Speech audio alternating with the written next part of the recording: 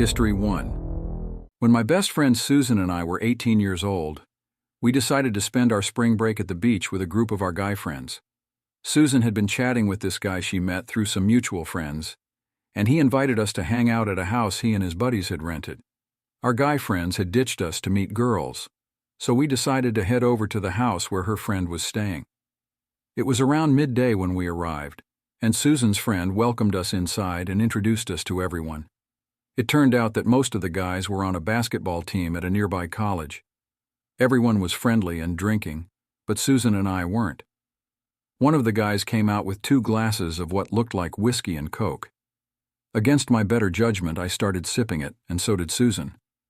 There was one guy in the group who didn't seem athletic and wasn't very friendly. I'll call him Dave. Suddenly, I started feeling very buzzed. We were laughing and talking when one of the guys asked me to put on his jersey. I grabbed it and put it on over my clothes. "No, take off your clothes and put it on," he said in an aggressive tone. I was feeling more tipsy by then, and I knew something was very wrong. Our parents had let us drink with them a few times, so I knew what it felt like to be drunk and how much I could handle. One drink had never made me feel this way before. "Quit babysitting that drink. Drink up, weakling," one guy said as they all laughed. Even though I had stopped drinking, I kept feeling more and more buzzed, especially since our drink barely tasted like it had any whiskey. My dad always had whiskey at home, and we'd occasionally have a whiskey Pepsi together. I would feel relaxed, but this was much different. "We should go. Our friends are waiting for us," I said, heading towards the door. A couple of guys blocked our way. No, you can't leave. Come sit down over here for a bit," they said, ushering us back to the couch. A sinking feeling hit my gut, and I knew we were on borrowed time. Trying to stay calm, I laughed and said, "I need to pee, come with me," grabbing Susan's hand and heading to the restroom. Inside, we both stood there, knowing exactly what the other was thinking. I put my hands on her head and looked her in the eyes so we could focus. "We need to leave now," I said. Our phones had spotty service on the island, probably because there were so many people packed into the area. "Take my keys. Tell them you're going to get your purse and I'll stay here. You go get the guys and come back for me."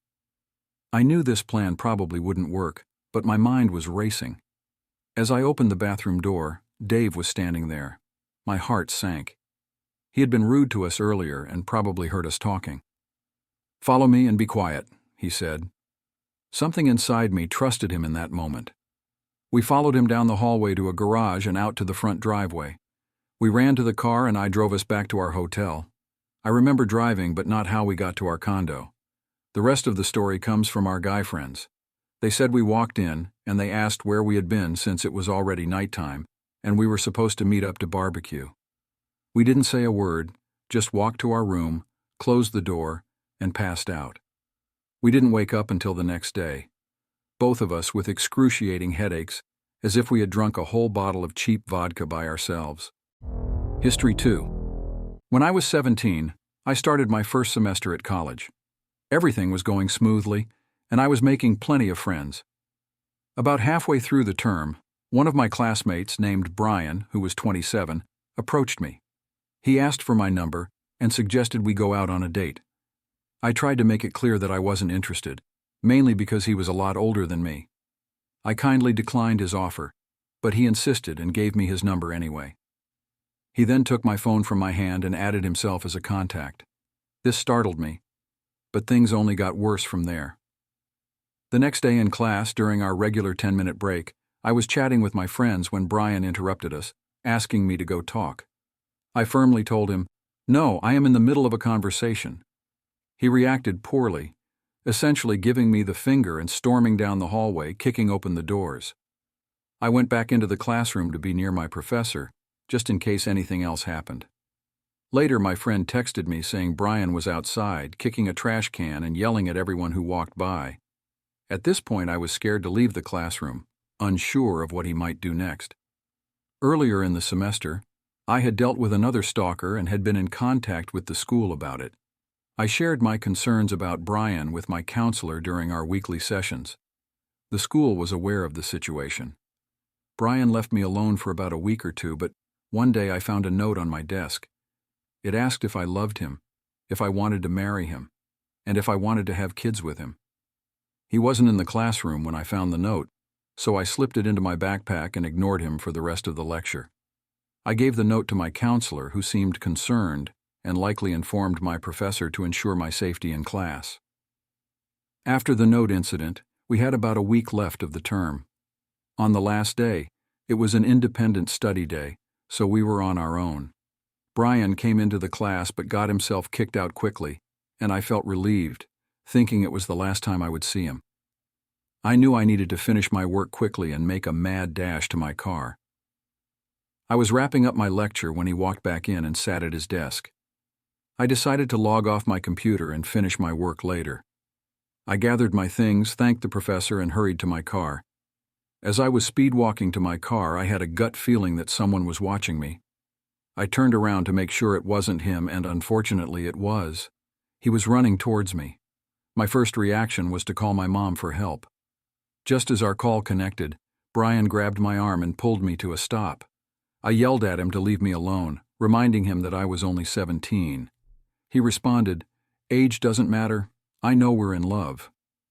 I ran to my car as fast as I could, with him chasing me. Luckily, my car only unlocked the driver's side door, so he couldn't get in. Since that day, I've been extra cautious about my surroundings, always making sure no one is following or watching me. History 3. In college about 3 years ago, I met this guy named Jacob. I wanted to make a new friend, and he seemed harmless despite a gut feeling that something was off. At that time, I ignored my instincts in favor of gaining a local friend. Jacob seemed to have a crush on me from the moment we met. While I was flattered, I wasn't interested and told him as much. At first, he didn't argue. The next time we met, he had some arguments for why we were compatible. I stuck to my decision, and he seemed to accept it, not bringing it up again. We talked and walked around campus, and during our conversations, he learned a lot about my interests and hobbies. He checked them all out and reported back to me about his visits or his ideas for spending time together. I didn't realize it then, but he was very good at talking about nothing at all. I came away knowing literally nothing about him besides his name. One day I was about to get kicked out of the building because they were closing, and I didn't have a ride home. You probably guessed what happened next. He offered to take me home. I was smart about it, telling my father when we left and who I was with. Things started to get creepy after that. Jacob began showing up wherever I was, always by coincidence. He would stand outside my class and stare at me.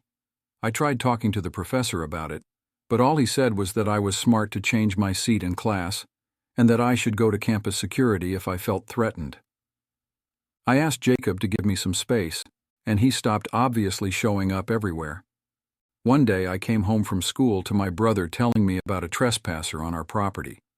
We live in the middle of nowhere, and around our neighborhood, you'll see a lot of posts or mailboxes painted lavender. It's a code that we don't like strangers trespassing on our property. My dad made a big deal about it, and either side of our driveway is marked by a lavender post. The trespasser must have parked in a neighbor's yard and navigated the forest behind our house. When my brother confronted him, he ran into the woods, not having parked anywhere nearby. My brother described the man to me, and he fit the description of Jacob. My brother had run out with our little cricket bat and waved it around at the guy. A cricket bat might injure a small animal, but at the range my brother described, it probably wouldn't have caused more than a bruise. It's still scary to see someone with a weapon, though, especially when my brother was alone. I decided to end my silence toward Jacob. It seemed better to know where he was than for him to show up unexpectedly. I didn't want to ruin his college opportunity because of an overreaction on my part, and I didn't know if campus security would believe me anyway, as I had been seen with him a lot before. I ended up dropping a class that semester and failing another. The next semester went better, and I rarely saw him after that. Since then, I've moved in with my fiancée about 3 hours away from my old home. I dropped out of college to figure out what I want to do with my life before spending more money and time on school again.